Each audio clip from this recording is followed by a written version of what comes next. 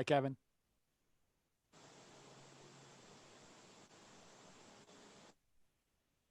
All right. So it looks like we're live on YouTube. Okay, give me a second to move it over. Yep.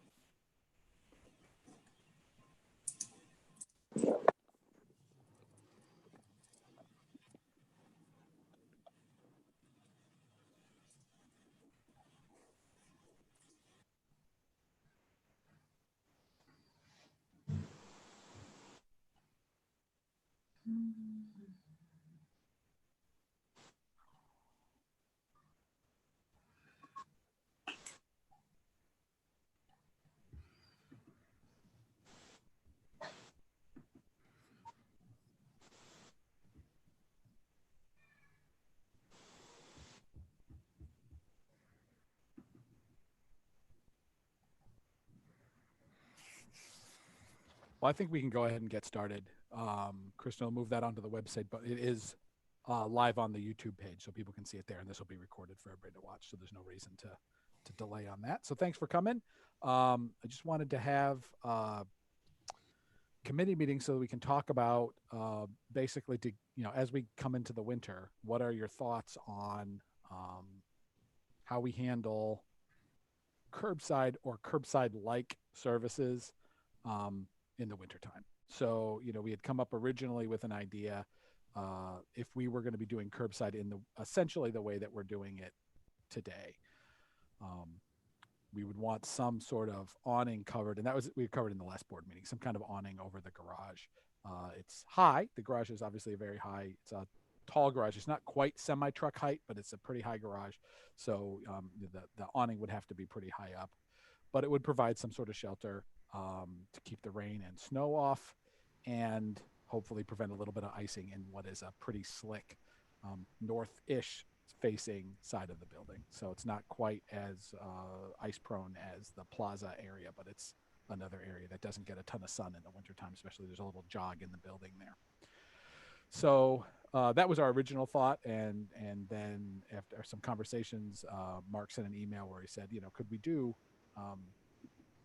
like a, not curbside in your car, but some sort of curbside like pickup at the front door, which is what we're doing now during the pop-up library and frankly during browsing. If people aren't comfortable coming in the building, we get their holds and bring them out to the front door and we give them there.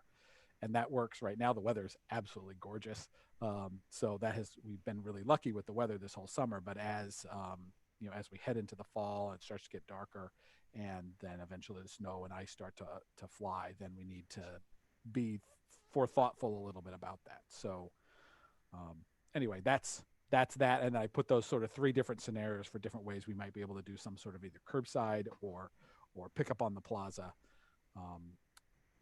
So if we want to go through those or talk about your just thoughts before, anyway, I just wanted to talk about that. So I guess, So yeah, go ahead, Harmeet. Go ahead. I was going to say, looking at the multiple options, the user groups, I guess, that I'm the most concerned with or most anticipating or really passionately want to hold on to curbside pickup is going to be certainly anybody with any kind of mobility issues, right? Just getting across the plaza in the winter, right, is non-trivial, and anyone with small kid, right? I mean, the difference between getting a baby out of a car seat, right, to run into the library for 30 seconds to grab something, right, versus just pulling up to the curb the way you do now, right, is enormous. And the situation was a little different with pickups inside before, when pickup inside could be part of, okay, we're going to hang out at the library for an hour, right, or 2 hours and let the kids stretch their legs, do whatever you want to do, browse, etc., right? But we're sort of discouraging a lot of that behavior, so it makes it all the more desirable, I think, to be able to pick up curbside without having to unbelt from your car, get the kids out, that kind of thing. That's just the feedback I'm anticipating.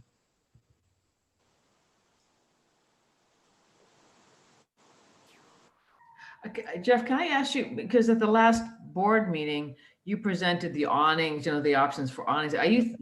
Are you asking us to kind of back out and have a discussion kind of ahead of that? Or Or you, because I'm a little confused, I'm not confused, but after the board, well, I am.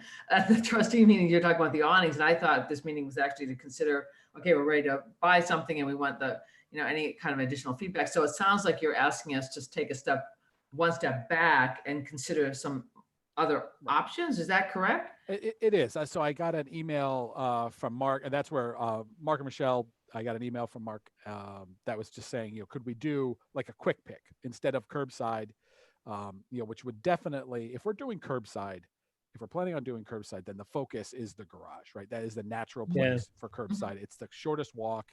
All the reasons that we're doing curbside there now continue to be the reasons we would want to do curbside there in the winter.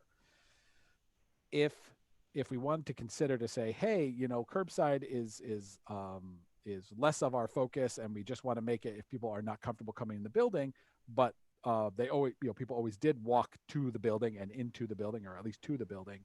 If we could provide a service where people had those books available to them outside of the building if they weren't comfortable coming inside, but not in their car, not curbside.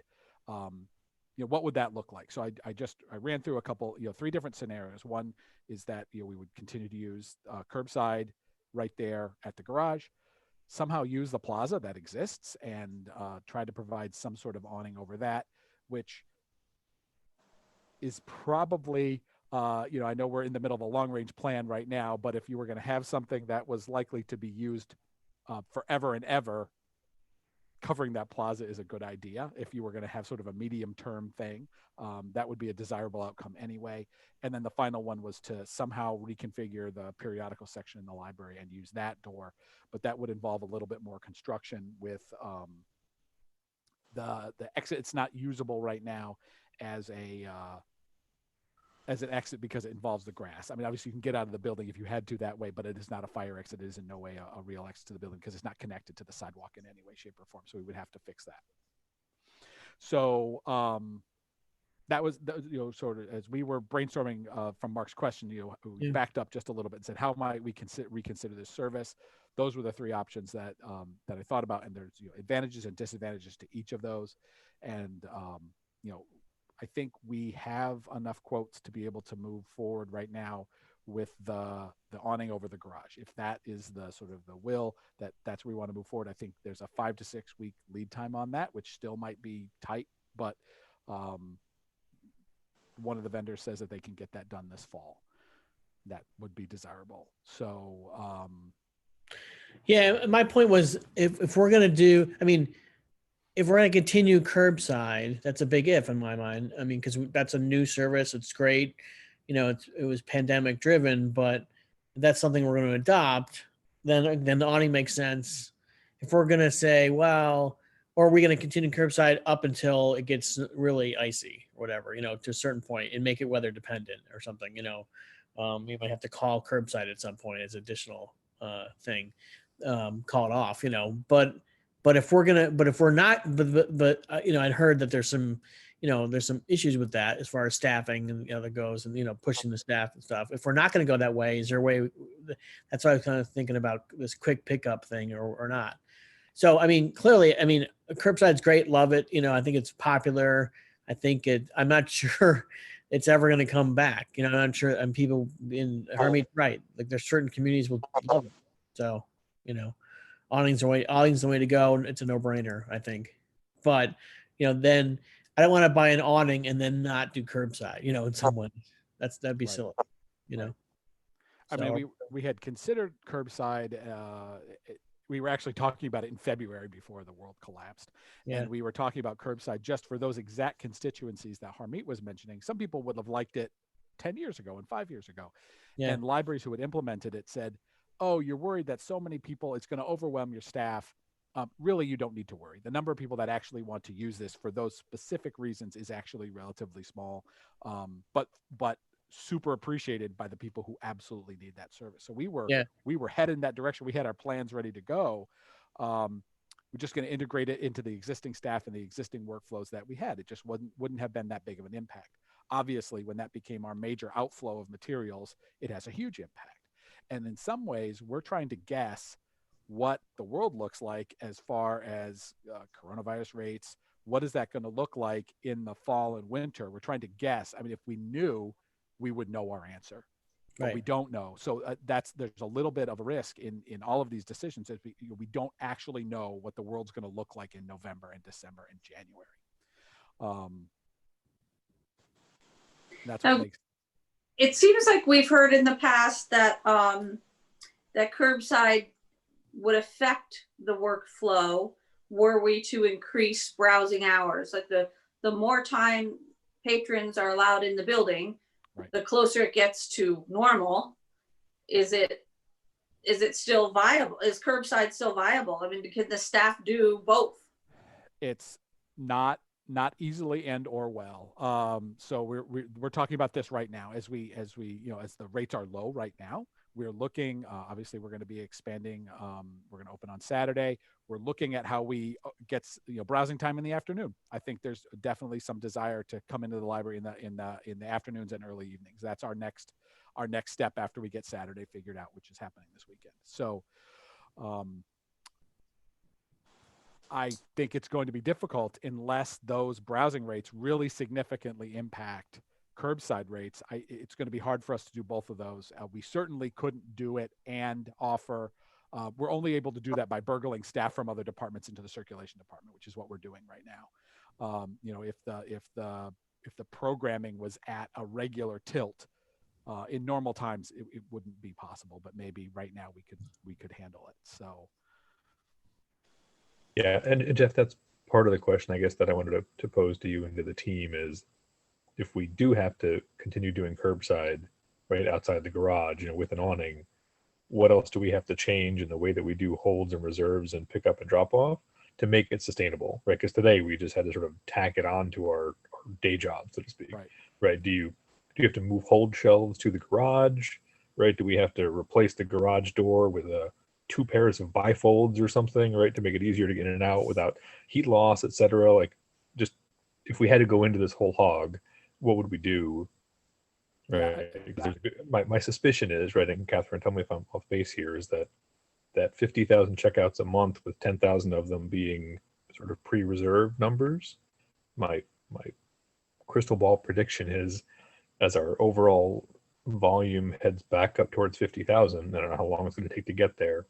I don't think the remote pre-hold number stops at 10,000. I think it continues to go up above where it was before, just given all the constraints people are going to have on being able to come in the library and how used they've gotten to being able to just request things from your couch and go pick it up.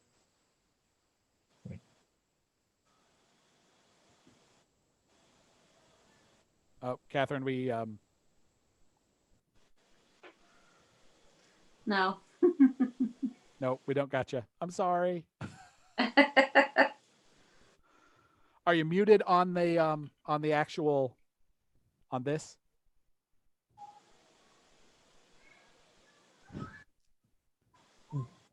No, she's not muted on this. Yeah, you're not muted on Zoom.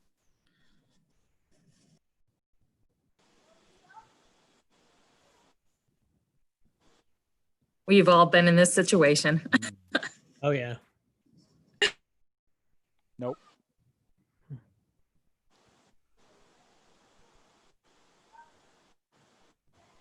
Sorry. Okay. I mean, we do have another option though, as you mentioned, pickup either on the plaza or at the front door.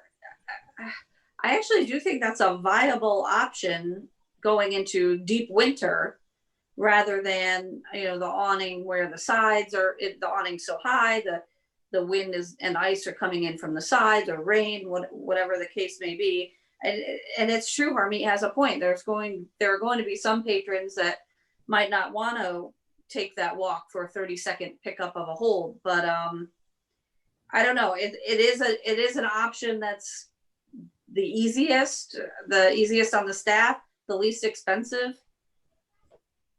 An option.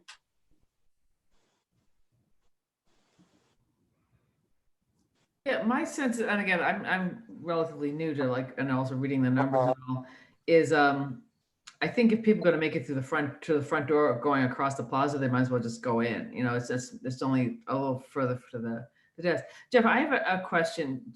Is there a way to alternate browsing and curbside so you're always just doing one of those two things?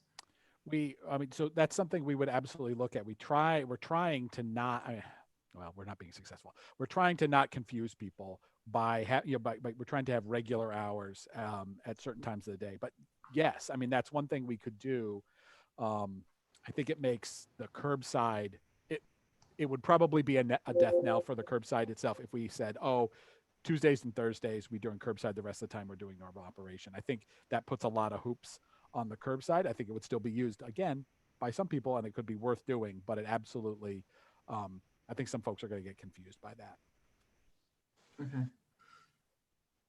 But yeah, believe me, we've been there. We talk through that all the time, and that's one of the options that's on the table. Is to if we found as we went through the winter that we couldn't sustain both browsing and curbside, that so Catherine is put in the chat, and I think her argument has been right along that a lot of other organizations are doing curbside now. Yeah. And they're popular with she is not anticipating a decrease in demand for that as we move forward. So if you do curbside whole hog, what are you gonna do about the sides? I mean, the side, you put the awning up, and then is there anything you can do from a physical point of view to protect at least one side or something? I don't know. I just, in my head, I can't figure out like those big wedding tents, they put up sides and stuff, but it seems like that would be, I don't know if that's doable in that space, Kevin's going to chime in, looks like. Okay. Yeah, I was gonna say, I think the awning is gonna help a lot more than we think, even being high. Okay. And then Jeff and I were talking. We were thinking if we could have some sort of tracks or something that we could maybe have like wedding tent like curtains to pull out on the sides if it's really coming down, sideways one day or something. Yeah. Wait, we haven't asked the awning company their ideas. One of the people I talked to brought up like bringing down sides, say 4 or 6 feet from the roof that wouldn't ever obstruct walking, but would give you some more coverage on the sides. Okay. And Jeff, I forget, and Jeff and Kevin, the options that you presented to the board, the photographs, are they always the only option is go really high, or can you get some that are lower, based on the building or the product? They could definitely go lower, I think, for anchoring purposes, because it would be going through, you think about the garage doors like this. Yeah. We were halfway down the garage door, which is where you might put a normal awning height, because that garage door was designed to accommodate the bookmobile. So it's a tall garage. To bring that down, I think we would. It's certainly possible. I think it's probably possible if we put an I-beam or something across there. Someone in the world knows how to do this.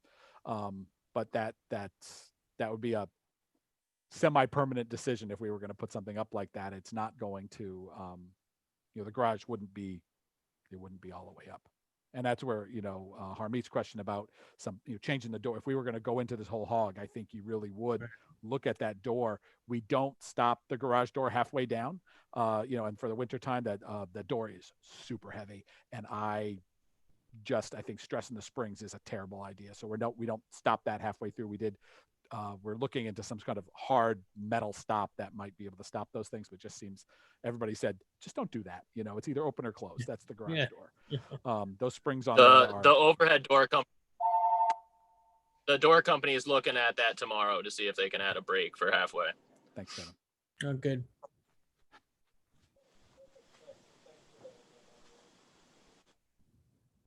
So there's just, there's a lot of unknowns, and it's just, what. Well, let me ask you this: with the building now being open, with case numbers being low enough that the building is open and people are comfortable coming in, is there a need for curbside any longer? I think there are. So yes, some folks are comfortable coming in. I think there are plenty of folks that are not at this time, and we see them. It's of the people who come to browsing in the morning, it's a minority, though we do send people inside for holds and bring them out to people who aren't quite ready to come into the building. You know, and we're watching curbside numbers coming down a little bit as we're open for browsing a little bit longer. That eats into that a little bit. Catherine is trying to do that analysis. Our numbers on that are super small right now, so I wouldn't lay my life down on those numbers yet. And the question is, is it the time of day driven? If we're open for browsing in the afternoons, how much would that affect? How much would that affect the curbside hold? I think that's a bigger if that I don't have an answer for you. I wouldn't want to speculate yet on that answer. I thought there was going to be a much bigger impact. I thought when we opened in the morning for browsing, there was going to be a lot of people that were just like, oh, great, I can come in, look for materials, and pick my holds up. That has not seemed to impact that number as much as I would have imagined it would have. Okay. Yeah, because I would think going to pick up a book, just if you weren't going to browse, Yep. you know, you just want to do pickup. Going in to pick up a book isn't too much different than going in to pick up your takeout food. You know, you're gonna touch the door handle, Yep. and whatever it is you're receiving from the library, and that's pretty much it. But I could see where, you know, some patrons surely want curbside, but is it a need? I don't know the answer. Yeah, and that's the thing. Maybe a lot of folks don't realize is that, and I know we brushed against it a little bit. Is just it's a ton of work. That curbside is a ton of work. I would love for it. My default answer is I would love for it to go away. The question is, can we right now? What do we look like in January and February, and then just if we end up having to have curbside, if we had to shut the library back down for browsing, if the numbers go up, and that's the number that we don't know, and curbside becomes our lowest level of service, right? That becomes the default level of service again. In the winter, that area just becomes really problematic, and right. You know, so in some ways. Chris and I are in the storytime room here. And, hi. We noted when we looked at the numbers this morning, you know, there were only about 3,000 people used browsing or checked out 3,000 items in September, and really decreased the number of afternoon checkouts either through the pop-up library or through curbside service by about 600 or so. So they're not, you know, it's not like everything dropped in half. Like the numbers weren't depreciated in like a noticeable way. And we're really good about offering services, and they make people very happy, and it can be very difficult to cut those. And I just think that there's a natural attrition to that. When people stop being interested in using curbside, they will stop using it, and the strain on the staff will be less as well. I think we can support it. It takes 4 circulation people to support curbside checkout, and we usually assign 4 people to the desk at a time. So I think it's definitely something that's going to stay. I think it's something that we can support. And I think if we're going to spend $20,000 in the next couple of months, it would be recouped. We would be able to use that. Well, you know, I can't remember if I did. I mean, Catherine, any ideas for how we make it less arduous on the staff, right? Because of the system relying on 10 and 12 mile, you know, days, right, is not sustainable, certainly. It's not as bad as it was before. With circulation, we're staffing most of our part-timers at 100% hours, so they're not working from home at all. You know, during the dog days, we only had, you know, 4 people who could, 3 people to answer the phone, 1 person to be a runner, and it was the same people from 1 p.m. till 5 p.m. Now we have about 6 people who are floating into circulation, so that means that 2 people don't have to be answering the phones and running all the time. It's decreased a little bit. Jeff isn't having to run, Chris isn't having to do it, I'm not having to do it as much. So I think once we had more people in the building, it's definitely more sustainable. Physically, I don't know, I think I would position curbside at the garage, secondarily at the periodicals door, or third, I would have curbside at the main entrance. You know, if I were just choosing things. But if you're buying an awning, the plaza needs an awning to begin with. So if you're interested in integrating plans, just put the awning over the plaza, and That's my third preferable choice for curbside, but we could make it work.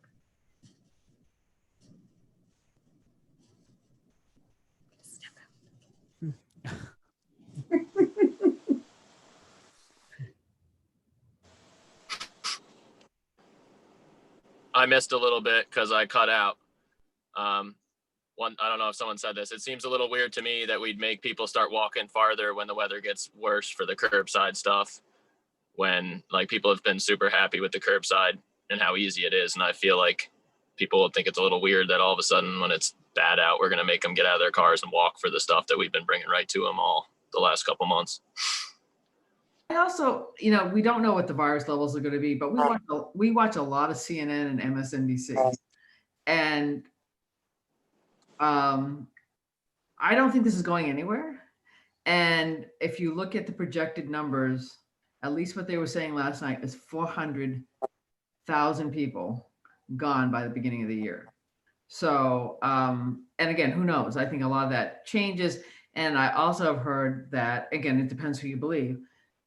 Most people are planning for back to normal in a year. So I think there could be some flexibility in that people may open up more as levels change. But, most people are saying, going into the fall and the winter with more indoor time, there's more spread. So it depends what the decision is being, is it being driven by levels of virus? Is it being driven by stress on staff? Is it driven by cost or permanence or not? So it seems like a lot of kind of tentacles in here. You're right, and that's exactly what I was starting to feel. I still lean. I'll give you my opinion now. You're going to get the Jeff opinion. I still feel that given the known, it's expensive, but it's a relatively low cost compared to a lot of the other spaces we've been into lately.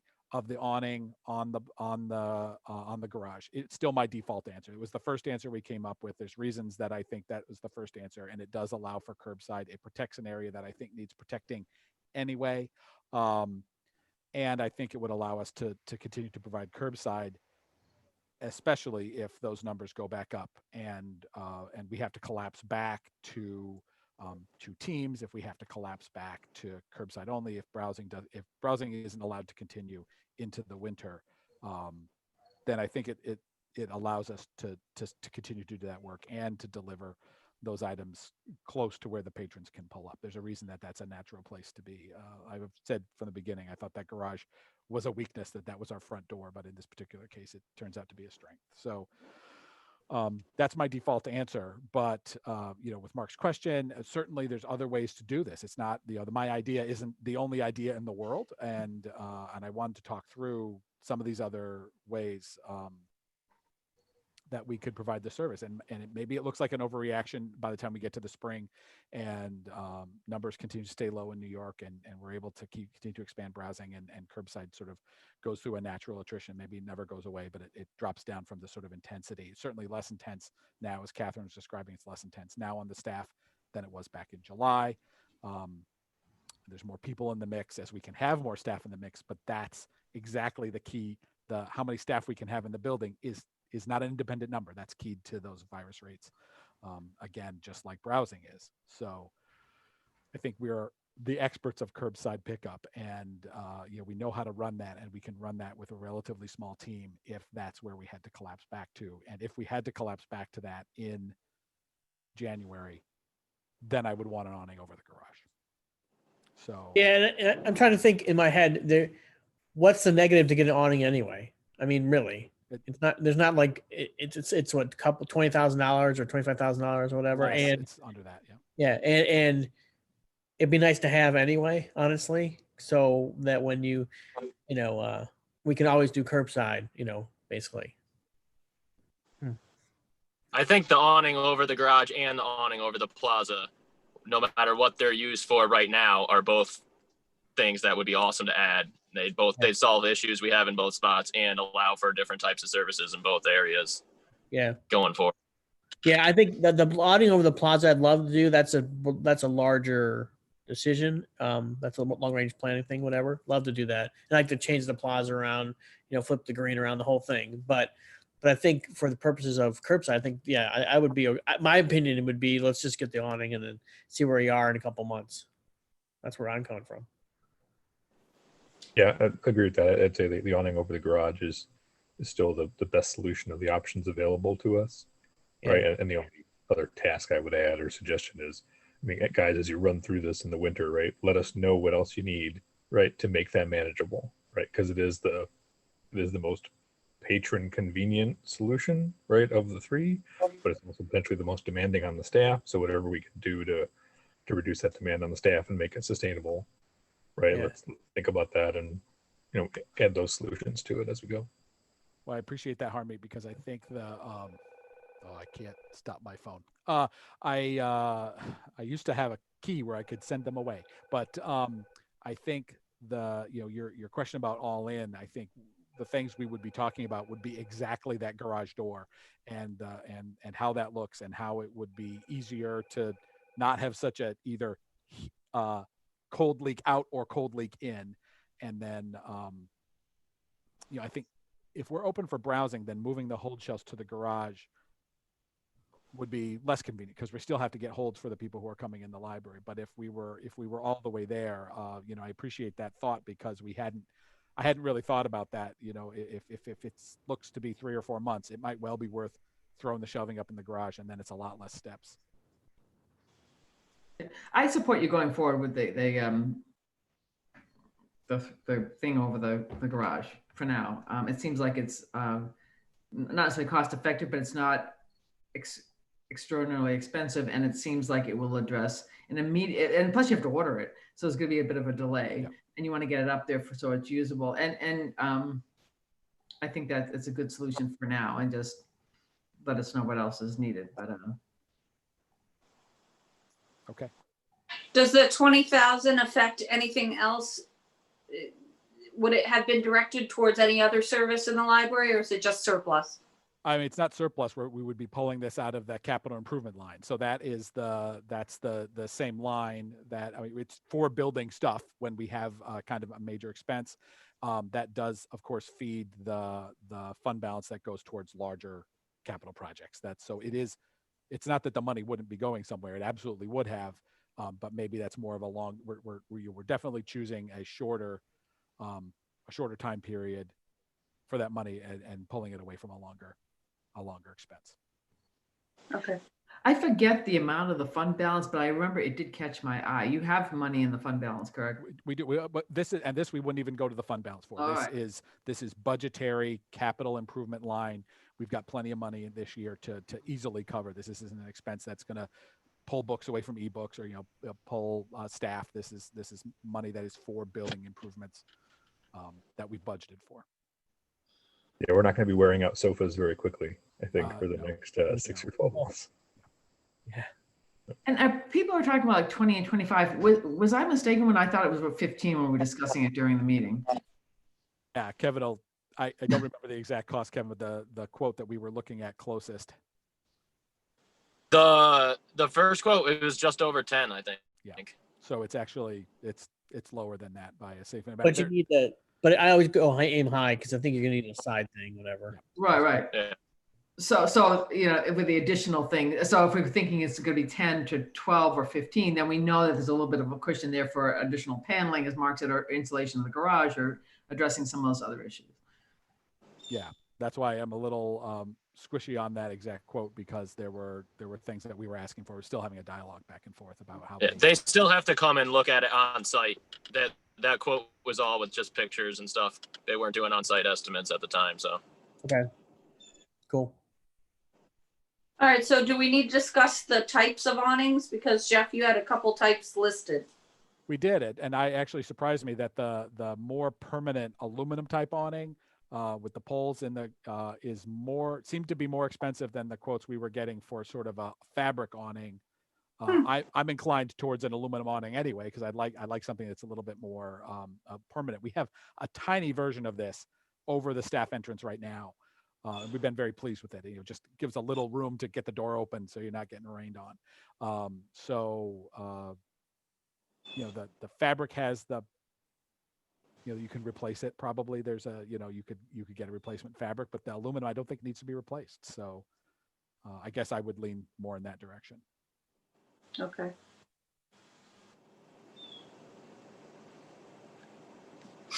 I think the aluminum is going to look really nice too. It's going to be white. It's going to catch your eye. Definitely. It's going to draw your eye to the curbside area. Definitely. Everyone that pulls in the parking lot is going to see it.